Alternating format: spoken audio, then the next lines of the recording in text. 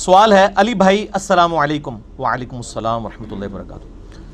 Please یوم عرفہ 9 ذوالحجہ کے روزے کی فضیلت کے حوالے سے کچھ احادیث ہوں تو بتا دیں، اور یہ بھی واضح کر دیں کہ یہ روزہ سعودیہ کی تاریخ کو دیکھ کر رکھا جائے گا یا اپنے اپنے ملکوں کے چاند دیکھ کر، کیونکہ ایک لال رومال والے مولانا صاحب نہ ہی پہ گئے لال رومال والے.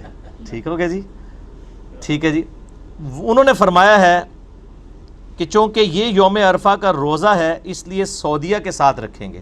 ظاہر ان کو یہی کہنا چاہیے کیونکہ میدان عرفات تو سعودیہ میں ہے، انڈیا پاکستان میں نہیں ہے. اچھا، یہ انہوں نے دلیل دی ہے، شرعی دلیل.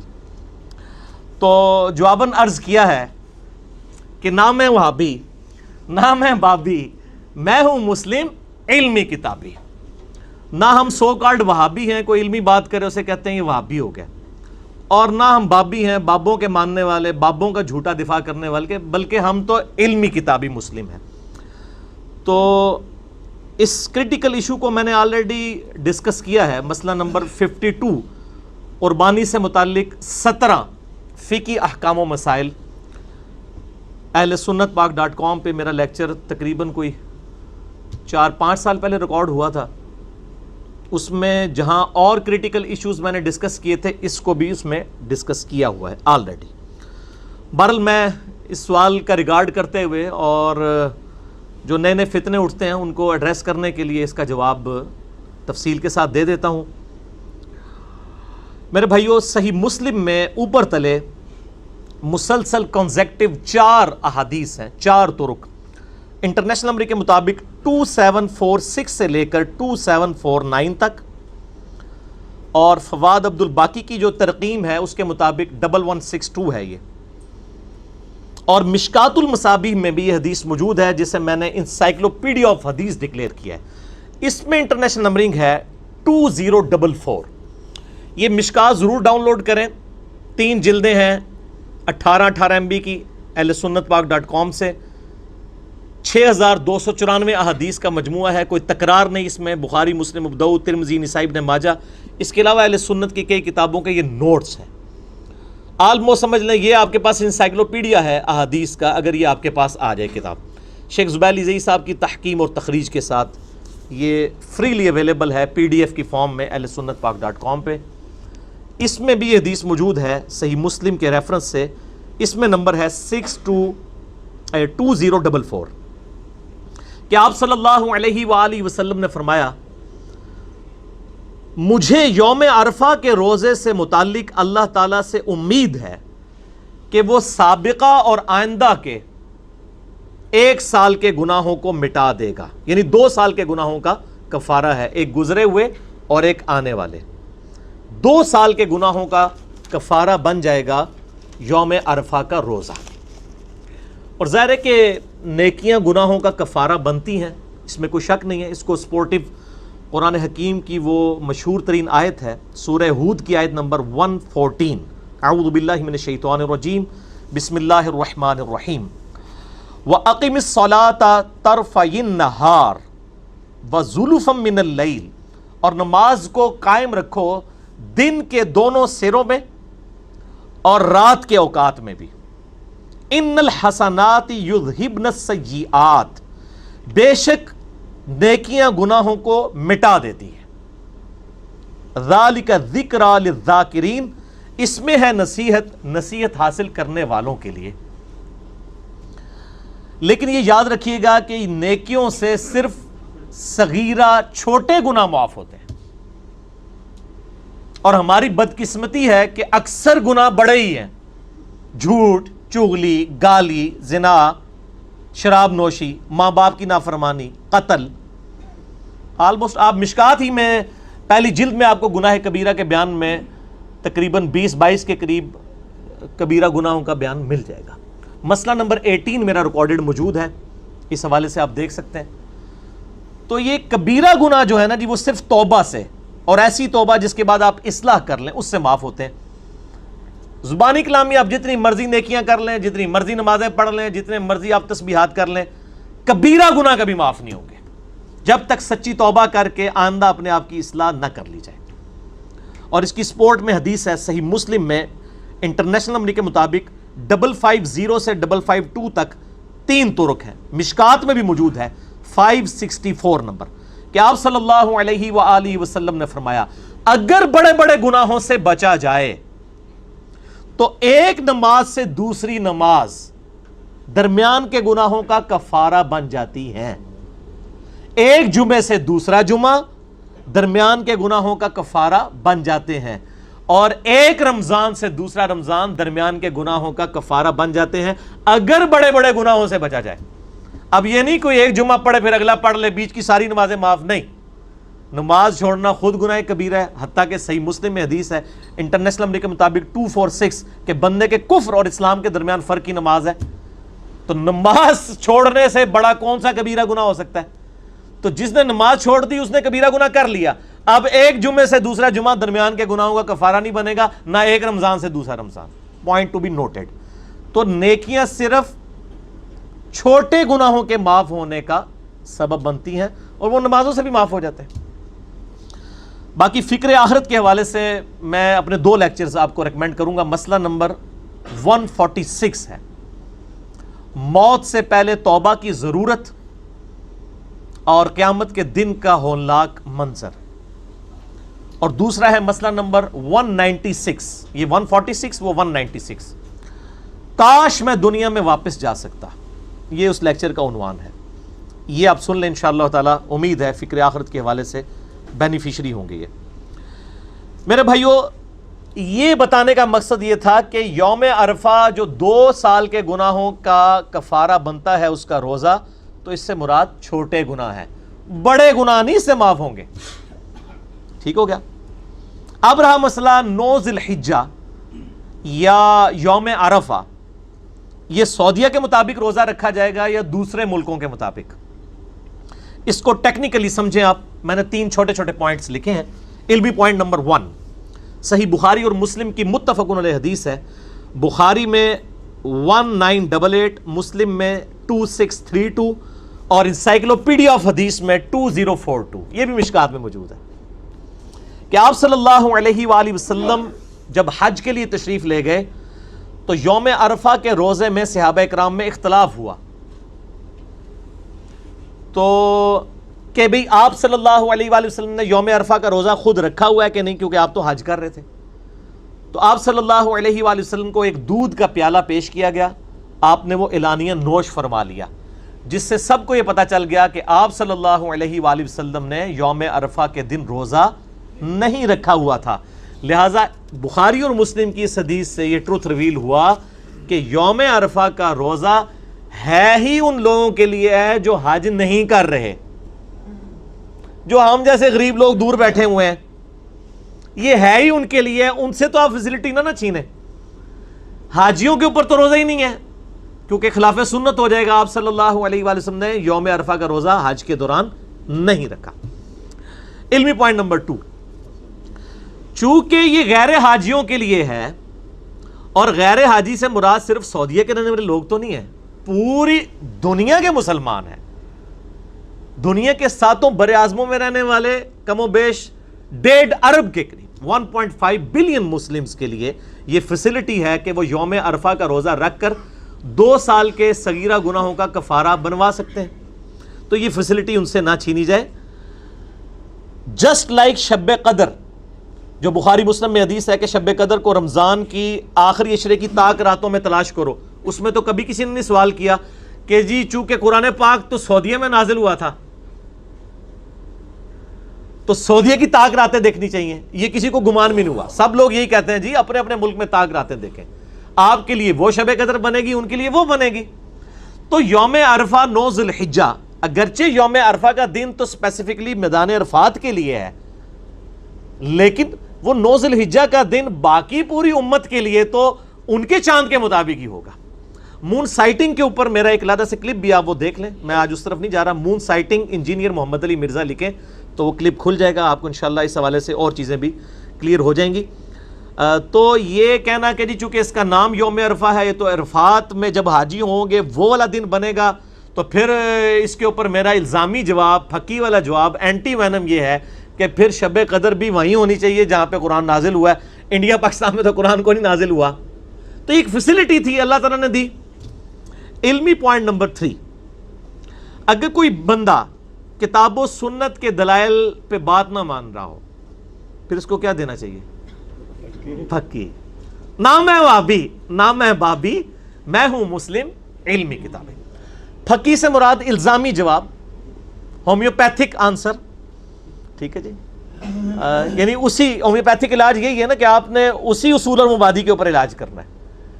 تو وہ ہمارے ڈاکٹر عمر صاحب گلا کرتے ہیں آپ اس کو اینٹی وینم کے ساتھ ایک دفعہ ہومیوپیتھک بھی کہہ دیا کریں. تو ہومیوپیتھک ویسے یہ میٹھا نہیں ہوتا آنسر، ہوتا بڑا کڑوا ہے.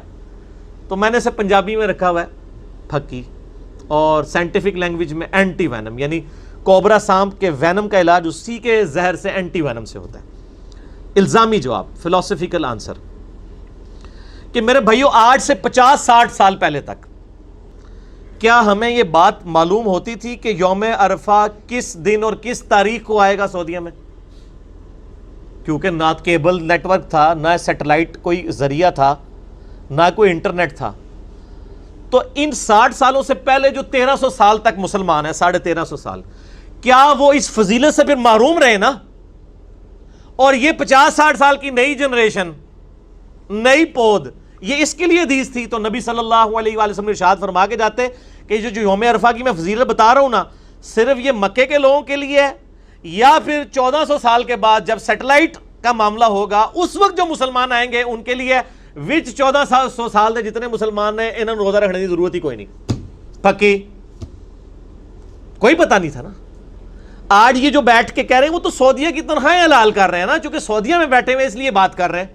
ان سے پوچھیں کہ آپ 50 سال پہلے سعودیہ میں بیٹھے ہوتے، یہاں تو ہمیں پتہ ہی نہیں چلتا. ایون سعودیہ کے پورے سعودیہ کے اندر نہ پتہ چلتا کہ جی مکے مدینے میں کس وقت چاند نظر آ رہا ہے. تو ہر لوگ اپنی رویت کو دیکھتے ہیں نا. تو یہ رویت ہلال کا جو مسئلہ ہے، مون سائٹنگ کا، یہ الگ سے میں نے ڈریس کیا ہوا ہے. آپ یوٹیوب پہ جا کے لکھیں، وہاں پہ میں نے اس کے دلائل بھی دیے ہیں. میں آج اس ڈیٹیل میں نہیں جا رہا. تو 1400 سال سے امت محروم نہیں ہے، اصل میں آپ عقل سے محروم ہیں، کامن سینس سے محروم ہے. Common sense is not so common. Common sense اس کا نام ہے لیکن یہ اتنی کامن نہیں ہوتی، ہر بندے میں نہیں ہوتی. تو یہ چیز سوچیں کہ آپ امت کو محروم نہ کریں. اور یہ لال رومال والے جو بھائی صاحب ہیں، ان کے جو یہاں پہ بڑے بزرگ ہیں نا، وہ تو مانتے تھے. شیخ زبیر لزئی رحمہ اللہ تعالی المتوفا 1435 ہجری بمطابق 9 نومبر 2013، مجھے خود انہوں نے ایک دفعہ فون کیا. مجھے کہتے ہیں علی بھائی یہ جو عاشورہ کا روزہ ہے پاکستان کے مطابق رکھنا چاہیے یا سعودیہ کے مطابق، اور یوم عرفہ کا؟ تو میں نے کہا شیخ صاحب یہ تو مطلب جینون بات ہے. یہ میں نے دلائل ان کے سامنے رکھے کہ یہ ان کے تحت تو مطلب پاکستان کے مطابق ہی رکھنا چاہیے. تو مجھے کہنے لگے یار یہ اہل حدیث بیوقوف ہیں، پتہ نہیں یہ کیوں اس طرح کی باتیں کرتے ہیں. پھر دیوبندی ان کو کہتے ہیں ان میں فقہ کی کمی ہے، تو واقعی صحیح کہتے ہیں، پھر ان کے اندر سمجھ بوجھ کی کمی ہے. تو میرا بھی خیال یہی ہے کہ پاکستان کے مطابق رکھنا چاہیے. اور یوم عرفہ پہ تو انہوں نے مقالات میں یا جو فتاوی علمیہ اس کے اندر فتویٰ بھی لکھ دیا ہوا ہے کہ آپ پاکستان کے مطابق جو ہے وہ عاشورہ کا 10 محرم کا روزہ رکھیں گے. اور اس وقت جو بہت بڑے ایک عالم دین ہیں عبدالستار حماد صاحب اہل حدیث کے، ٹھیک ہے، یعنی ٹاپ آف دا لسٹ، یعنی آپ سمجھیں مفتیوں میں سے ہیں وہ. انہوں نے بھی باقاعدہ فتویٰ یہ لکھا ہے کہ جو شخص جہاں پہ رہ رہا ہے اس کی چاند کی رویت کا اعتبار ہوگا. یعنی پاکستان والے پاکستان کے مطابق 9 ذوالحجہ کو روزہ رکھیں گے. آپ اس کا نام چاہے یوم عرفہ رکھ لیں، وہ نام سے کوئی فرق نہیں پڑتا کہ یوم عرفہ آ گیا تو اب وہ عرفات کے مطابق ہوگا، وہ اصل میں 9 ذوالحجہ ہے. ٹھیک ہے. اور انڈیا والے انڈیا کے مطابق، یورپ والے اس کے مطابق. اب یورپ اور امریکہ میں رولا بن جاتا ہے چاند کا، وہاں پہ چاند چونکہ نظر نہیں آتا، پھر وہ اجتہاد کر لیں، جو ان کو قریب ترین علاقہ لگتا ہے وہ اس کو فالو کر لیں. ویسے عموماً یہی ہے کہ یورپ میں اور امریکہ میں جو پاکستانی ہے نا بریلوی، وہ پاکستان کو فالو کر رہے ہوتے ہیں، اور پاکستان کے دیوبندی اور اہل حدیث جو ہے سعودیہ کو فالو کر رہے ہوتے ہیں. اور دونوں بغیر دلیل کے ہی کر رہے ہوتے ہیں، وہ ضد میں ہی کر رہے ہوتے ہیں. اور یہ یعنی ان کا کوئی اجتہاد اس طرح نہیں ہوتا کہ کوئی علمی ہوتا ہے، وہ انہوں نے ایک ضد بنائی ہوئی ہے اپنی ایک تفریح کرنے کے لیے. تو وہ یہ اجتہادی معاملہ ہے، وہ اپنا دیکھ لیں. اگر چاند ان کو وہاں پہ نظر نہیں آتا تو میرا تو خیال ہے کہ اگر چاند نظر نہ آئے پھر سب سے بہتر ہے کہ مون کیلنڈر کو فالو کر لیا جائے، جو یعنی میتھمیٹیکلی کیلکولیٹ کیا جاتا ہے، وہ زیادہ بہتر ہے بجائے جھگڑے میں پڑنے کے. اچھا، اور اس کے علاوہ بھی ایک دوسری پھکی ہے. ایک پھکی سے کام موک نہیں گیا، ایک تے پھکی سی نا کہ 40-50 سال پہلے تک تو لوگ. ایک اور پھکی ہے کہ اس وقت بھی دنیا میں کئی ملک ایسے ہیں کہ جس وقت سعودیہ میں دن ہوتا ہے نا وہاں پہ رات ہوتی ہے، تو اتنے تک قیامت تک یوم عرفہ نہیں آنا پھر. ٹھیک ہو گیا؟ نہ میں بابی، میں ہوں مسلم علمی کتابی. اور علمی کتابی بات کا کوئی مقابلہ کر سکتا ہے؟ ایون امریکہ میں بھی، یعنی جب سعودیہ میں دن ہوتا ہے امریکہ میں رات ہوتی ہے. اور کس طرح کنوں پکڑ کے یوم عرفہ نو پیچھے لے گیا ہوگے؟ یہ تو ہو ہی نہیں سکتا. امریکہ میں بھی آپ دیکھ لیں کہ ملینز آف مسلمز موجود ہیں، آپ ان کو محروم کریں گے؟ تو جعلی چیز جعلی ہوتی ہے بھائی، ہر ایک اپنے علاقے کے مطابق دیکھے گا، اسی کو فالو کرے گا. اس میں آپ کو ایک لطیفہ سناؤں، اوریجنل لطیفہ. ہمارے لطیفے جعلی نہیں ہوتے، اوریجنل ہوتے ہیں. اور میرے پرسنل ایکسپیرینسز، تقریباً 5-6 سال پہلے کی بات ہے، میں اسلام آباد میں ایک مسجد ہے G10 کے اندر، توحید مسجد، اہل حدیث کی ہے. وہاں پہ ایک اہل حدیث اسکالر ہیں خلیل الرحمان چشتی صاحب، بہت علمی شخصیت ماشاءاللہ، جماعت اسلامی سے تعلق ہے ان کا. ویسے عقیدہ وائز وہ بڑے سخت قسم کے کٹر سلفی اہل حدیث ہیں، اور جماعت اسلامی کی جو صوبائی شورا ہے نا اس کے ممبر بھی ہیں. وہ ان کی کئی کتابیں PhD لیول کے اوپر بھی پڑھی جاتی ہیں علم حدیث سے ریلیٹڈ. شیخ زبیر صاحب بھی ان سے بڑی محبت کرتے تھے، اور وہ شیخ زبیر صاحب کو بڑا یعنی بزرگ مانتے ہیں حدیث کی فیلڈ میں. تو میرے ان کے ساتھ کافی گپ شپ رہی ہے. قرآن کے حوالے سے بھی انہوں نے قرآن کا نظم جلی اتنی موٹی کتاب لکھی ہے. ڈاکٹر سراج صاحب کا بیان القرآن نا پورا آپ سمجھ لیں تصویروں کی شکل میں نا انہوں نے ریٹن فارم میں لے ہیں، جس پہ ڈاکٹر سراج صاحب نے خود تقریر لگائی ہے اور اس کی تعریف کی ہے. بڑی پیاری شخصیت ہے، دنیاوی طور پہ پڑھے لکھے لوگ یعنی آدمی ہیں. بیالوجی کی فیلڈ میں انہوں نے MS کی ہوئی ہے، امریکہ سے پڑھے ہوئے ہیں اور وہاں پہ پڑھاتے رہے ہیں. اور وہاں پہ پہلے انہوں نے تبلیغی جماعت میں بیٹھنے شروع ہوئے تو انہوں نے ان کو کہا یار مودودی ہے ایک گمراہ پاکستان میں نا، اس کو نہیں پڑھنا. کہتے ہیں میں مودودی کو جانتے ہی نہیں تھا. تو میں نے اپنے دوست کو اس زمانے میں کتنے $1000 بھجوائے کہ مودودی صاحب کی ساری کتابیں مجھے بھجواؤ. تو کہتے ہیں میں نے ساری پڑھی تو مجھے پھر دین کی سمجھ آئی، پھر میں دین کی طرف لگ گیا. پھر سعودیہ گئے، وہاں پہ عربی جا کے سیکھی، اور عربی ایسی سیکھی ہے کہ اب عربیوں کو عربی پڑھاتے ہیں. وہ وہاں پہ بھی پڑھاتے رہے، یہاں پہ بھی آگے ماشاءاللہ اللہ نے ان کو بہت ملکہ دیا اس حوالے سے. پڑھے لکھے لوگوں تک ان کی دعوت پہنچی ہے. خلیل الرحمان چشتی، نام چشتی ہے، نام نہیں انہوں نے چینج کیا، نام وہی رکھا ہوا ہے. تو خلافت و ملوکیت کے حوالے سے بھی ان کو ساری چیزیں کلیئر ہیں ماشاءاللہ. حسینی منہج کے ہیں ماشاءاللہ تعالی، کیونکہ ظاہر ہے انہوں نے مودودی صاحب کو پڑھا اور بڑے انٹلیکچوئل ہیں. اور اہل حدیثوں میں جو ناسبی ٹائپ یزیدی لوگ ہیں نا ان کی فل کلاس لیتے ہیں وہ خلیل الرحمان چشتی صاحب. تو وہ میں ان کے پاس بیٹھا ہوا، میرے دوست بھی تھے حافظ جعفر صاحب، وہ بھی پاس بیٹھے تھے. تو بائی چانس اگلا دن جو ہے نا یوم عرفہ تھا سعودیہ کا، ہمارا تو ایک دن بعد آتا ہے نا. تو کسی کا نا ان کو فون آ گیا کہ شیخ صاحب روزہ جو ہے وہ سعودیہ کے مطابق رکھیں یا پاکستان کے مطابق. انہوں نے کہا جی وہ تو یوم عرفہ تو سعودیہ میں ہوتا ہے، آپ سعودیہ کے مطابق رکھیں. فون بند ہو گیا. میں نے کہا اگر آپ اجازت دیں تو میں بھی کچھ عرض کروں. آج ہوتا تو میں کہتا سر میں عرض کروں کہ نہ میں وابی نہ میں بابی، میں ہوں مسلم علمی کتابی. اس وقت یہ چیز مارکیٹ میں نہیں آئی ہوئی تھی. تو میں نے کہا سر میں عرض کروں. میں نے ان کو یہ دونوں دلائل رکھے کہ آج سے 50-60 سال پہلے کیسے پتہ چلتا ہوگا انڈیا والوں کو کہ اور پاکستان والوں کو اور بنگلہ دیش افغانستان والوں کو کہ سعودیہ میں یوم عرفہ کب ہے. کہتے یار یہ تو میں نے سوچا نہیں کبھی. اور دوسرا میں نے کہا جی دنیا میں کئی ملک ہیں، آپ تو اتنے ملک پھیرے ہوئے ہیں جہاں پہ تو مطلب سعودیہ میں دن ہوتا ہے وہاں پہ رات ہوتی ہے. تو نا وہ ڈھیلے پڑ گئے نا. کہتے ہیں ہاں یار آپ کی بات بھی ٹھیک ہے، بال دیکھ لیتے ہیں اس میں جس طرح کر لیں. تھوڑی دیر بعد ایک فون اور آ گیا ان کو، اس نے بھی وہی مسئلہ دوبارہ پوچھا. تو اور شیخ صاحب ٹلے ہوئے گئے. کہتے ہیں دیکھ لیں اجتہادی مسئلہ ہے، جس طرح بھی کر لیں آپ. پہلے 5 منٹ پہلے وہ کہہ رہے تھے جناب نہیں سعودیہ والا. اسی لیے میں کہتا ہوں کہ آئی لو اہل حدیث ابو آل اسکول آف تھاٹس. میں اہل حدیث کو باقی تمام مکاتب فکر سے زیادہ محبوب رکھتا ہوں کہ جب ان کے سامنے دلائل رکھے جاتے ہیں فوراً رجوع کر لیتے ہیں. اب یعنی ان کے لیے پاس کچھ لوگ بھی بیٹھے تھے، انہوں نے اسی نشست میں دوسرے فون کے اوپر رجوع کر لیا. تو اتنا جگرا باقی لوگوں میں بھی ہونا چاہیے.